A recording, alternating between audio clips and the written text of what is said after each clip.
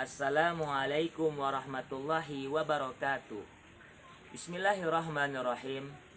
Alhamdulillahilladzi hadana lihada wa ma kunna linahtadiya laula an hadanallah. Allahumma fasholli wa sallim wa barik ala hadan nabiyil karim sayyidina wa habibina wa syafi'ina wa qurrati a'yunina wa maulana Muhammadin sallallahu alaihi wasallam wa ala alihi wa ashabihi ajma'in, amma ba'du. Amma ba'du, qalu subhanaka la ilma lana illa ma 'allamtana innaka antal alimul hakim, la haula wala quwata illa billahil aliyil azim. Rabbi shrah li sadri wa yassir li amri wahlul 'uqdatam min lisani yafqahu qawli. Ya Hayyu ya Qayyum ya Hanan ya Manan ya Dayan ya Sultan ya Dzal Jalali wal Ikram bi rahmatika ya arhamar rahimin walhamdulillahi rabbil alamin.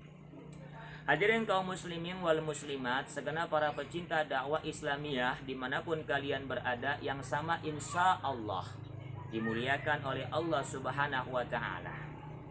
Segala puja-puji hanyalah milik Allah subhanahu wa ta'ala. Kita bersyukur kepadanya atas segala nikmat, karunia, anugerah yang telah Allah subhanahu wa ta'ala berikan kepada kita. Dari nikmat yang kecil sampai nikmat yang gede, dari nikmat yang sedikit sampai nikmat yang banyak, dari nikmat yang zahir sampai nikmat yang batin, dari nikmat yang kita nggak pinta sampai nikmat yang kita pinta sekalipun Allah subhanahu wa ta'ala telah berikan kepada kita sekalian.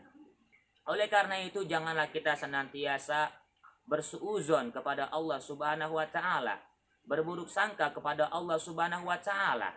Kenapa demikian? Karena banyak di antara kita yang masih berburuk sangka kepada Allah subhanahu wa ta'ala, berdoa setiap saat, setiap detik, setiap waktu. Lalu dia bertanya kepada Allah subhanahu wa ta'ala, ya Allah, kenapa engkau belum mengabulkan doa-doaku? Kenapa engkau belum mengabulkan permintaan-permintaanku? Padahal aku senantiasa berdoa, bermunajat setiap saat, setiap detik, dan setiap waktu. Janganlah kita bertanya kepada Allah subhanahu wa ta'ala, namun bertanyalah kepada diri sendiri.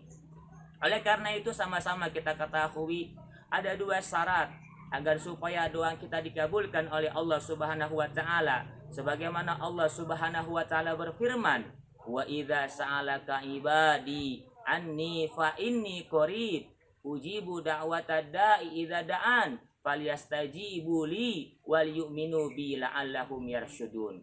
Ada dua syarat agar supaya doa kita dikabulkan oleh Allah subhanahu wa ta'ala. Yang pertama adalah bertakwa kepadanya, yang kedua beriman kepadanya. Maka nanti niscaya Allah subhanahu wa ta'ala akan mengabulkan setiap permintaan kita, akan mengabulkan segala doa-doa kita. Hadirin kaum muslimin wal muslimat, segenap para pecinta dakwah Islamiyah dimanapun kalian berada, yang sama insya Allah dimuliakan oleh Allah subhanahu wa ta'ala. Salawat berbingkai salam senantiasa kita sampaikan keharibaan Nabi kita, Nabi yang tercinta, Nabi yang mulia, yaitu Nabi kita Nabi Muhammad sallallahu alaihi wasallam.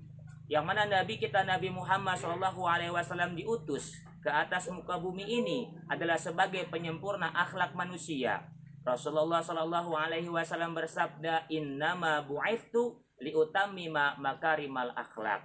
Sesungguhnya aku diutus oleh Allah subhanahu wa ta'ala ke atas muka bumi ini sebagai penyempurna akhlak manusia. Contohnya adalah apa? Ketika ada seorang badui datang ke Masjid Nabawi, tiba-tiba seorang badui ini buang hajat, buang air kecil. Lalu para sahabat melihat akan kejadian tersebut. Para sahabat emosi, para sahabat geram, para sahabat marah, ingin bangkit.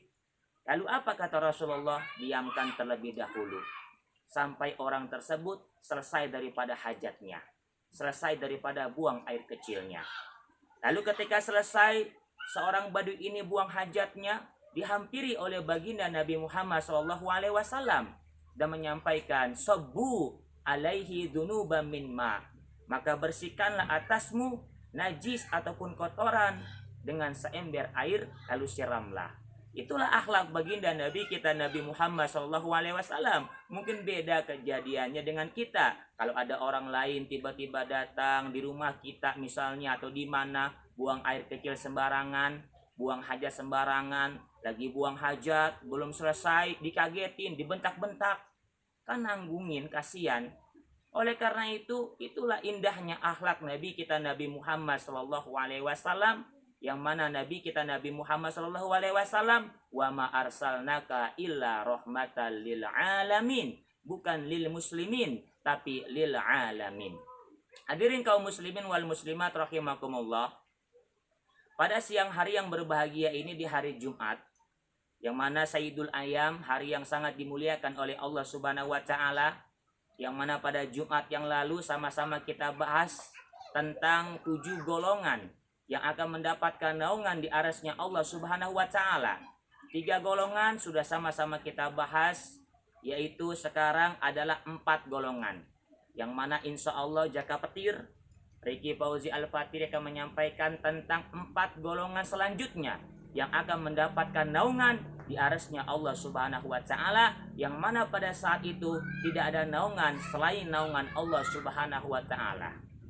Hadirin kaum muslimin yang berbahagia, yang keempat yang akan mendapatkan naungan di arasnya Allah Subhanahu wa taala adalah siapa?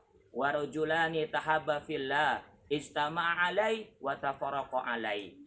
2 orang hamba yang bertemu karena Allah Subhanahu wa taala, yang dipertemukan oleh Allah Subhanahu wa taala karena cintanya kepada Allah, bertemu, berjumpa karena Allah, berpisah pun karena Allah Subhanahu wa taala. Oleh karena itu, berbicara masalah teman, ada 3 hal yang perlu kita ketahui. Yang pertama, ada yang disebutnya adalah as-sadiq, yang kedua al-khalil, yang ketiga adalah al-habib. Yang pertama adalah as-sadiq. Siapa itu as-sadiq? As-sadiq adalah seseorang yang dia itu bahagia ketika kita bahagia, dan seseorang tersebut ikut bersedih ketika kita bersedih. Itu namanya adalah as-sadiq, ikut merasakan apa yang kita rasakan. Lalu yang kedua, yang lebih tinggi daripada as-sadiq adalah al-khalil. Siapa itu al-khalil? Al-khalil adalah seseorang yang dia itu sedih apabila kita sedih, bahagia apabila kita bahagia, dan senantiasa mendoakan kebaikan-kebaikan kepada kita. Lalu yang ketiga, yang lebih tinggi daripada al-khalil dan as-sadiq adalah al-habib. Apa itu al-habib? Siapa itu al-habib? Al-habib adalah seseorang yang merasa bahagia ketika kita bahagia, yang merasa sedih ketika kita sedih, dan bukan cuma mendoakan, namun senantiasa rela berkorban dengan harta, jiwa, dan raga. Itulah al-habib. Hadirin kaum muslimin rahimakumullah, oleh karena itu carilah sahabat yang mendapat menunjukkan kebaikan-kebaikan kepada kita, sahabat yang senantiasa bisa mendekatkan diri kita kepada Allah Subhanahu wa taala. Wa qala al-mahfuzat khairul ashab mayaduluka alal khair. Sebaik-baiknya sahabat adalah yang menunjukkan tentang kebaikan, tentang Allah Subhanahu wa taala. Hadirin kaum muslimin yang berbahagia, lalu yang selanjutnya, yang kelima adalah siapa yang akan mendapatkan naungan dari Allah Subhanahu wa taala? Yaitu warajulun da'ashu imra'atun datu mangsibin wa jamalin faqala inni akhafullah. Seseorang yang ketika dipanggil, diajak untuk bermaksiat dengan seorang wanita, wanitanya kaya, raya, cantik, gelis, luar biasa, namun seseorang ini mengatakan apa? Faqala inni akhafullah. Seseorang itu mengatakan, saya takut kepada Allah Subhanahu wa taala. Perihal ini adalah kisah daripada Nabi Allah Yusuf alaihi wasallam dan Zulaikha. Hadirin kaum muslimin yang berbahagia, yang keenam yang akan mendapatkan naungan di arasnya Allah Subhanahu wa taala adalah siapa? Yaitu warajulun tasaddaqa bi sadaqatin fa akhfaha hatta la ta'lama simaluhu matunfiku yaminuhu. Seseorang yang gemar bersedekah, seseorang yang rajin berinfak di jalan Allah Subhanahu wa taala, ketika tangan kanannya memberi, maka tangan kirinya tak mengetahui. Artinya apa? Senantiasa ketika dia beribadah, bersedekah dengan hartanya, maka dia sedekah, berinfak hanya untuk di jalan Allah Subhanahu wa taala, bukan mengharapkan riya, bukan mengharapkan ingin dipuji, bukan mengharapkan ingin disebut-sebut namanya, namun ketika dia bersedekah, dia senantiasa hanya mengharapkan pahala di sisi Allah Subhanahu wa taala. Yang terakhir hadirin, yang akan mendapatkan naungan di arasnya Allah Subhanahu wa taala adalah wa rajulun dzakarallaha khalian fafadat ainahu. Seseorang yang bangun di tengah malam, bukan cuma bangun karena pengen buang air kecil. Seseorang yang bangun di tengah malam bukan bangun cuma karena pengen mendusin.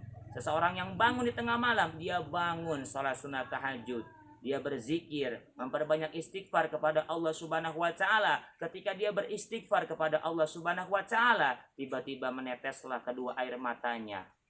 Lalu dia ingat akan dosa-dosanya. Lalu dia bertaubat kepada Allah Subhanahu wa taala dan tidak mengulangi perbuatan-perbuatan dosanya, dan berjanji kepada Allah Subhanahu wa taala dengan hati yang paling terdalam tidak akan melakukan perbuatan-perbuatan yang bisa mendatangkan murka Allah Subhanahu wa taala. Itulah 7 golongan yang akan mendapatkan naungan di arasnya Allah Subhanahu wa taala, yang mana pada saat itu tidak ada naungan selain naungan Allah Subhanahu wa taala.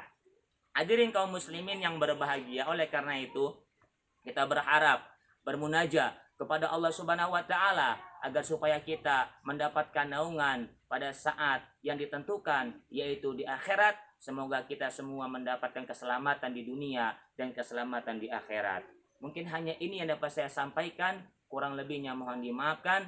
Hadza min fadli rabbi. Ada yang salah, datangnya dari pribadi hamba sendiri. Ada yang benar, semua adalah anugerah dari Allah Subhanahu wa taala. Qul innamal ilmu indallah wa innama ana nadhirum mubin. Ila liqa ma'as salama was sa'ada. Assalamualaikum warahmatullahi wabarakatuh.